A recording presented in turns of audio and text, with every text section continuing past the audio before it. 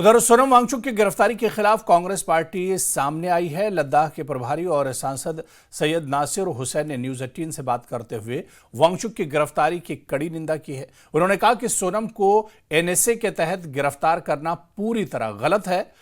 नासिर हुसैन ने बीजेपी पर लद्दाख की स्थिति संभालने में विफल रहने का आरोप लगाया और कहा कि सरकार अब कांग्रेस पर दोष मढ़ रही है।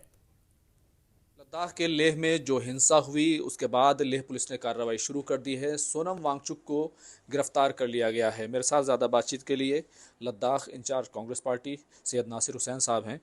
नासिर साहब, एनएसए लगाया गया है, नेशनल सिक्योरिटी एक्ट लगाया गया है सोनम वांगचुक पर। देखिए, जो सोनम वांगचुक के ख़िलाफ़ एनएसए लगाया गया है और उनको जो अरेस्ट किया गया है उसको उसकी मजम्मत करते हैं हम लोग। इंडियन नेशनल कांग्रेस सिरे से उसको कंडेम की है और वहाँ के लोगों का जो जमहूरी हुकूक था उसको ख़त्म करने में बीजेपी कोई कसर नहीं छोड़ी।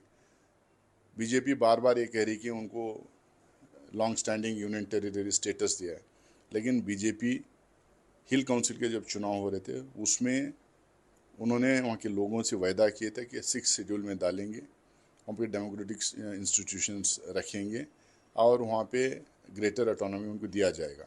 लेकिन आज लग रहा है कि जैसे वहाँ पे डेमोक्रेसी कोई है ही नहीं। वहाँ तो वहाँ के लोग उसको लेके एजिटेट करते थे। नॉन पॉलिटिकल एजिटेशन था।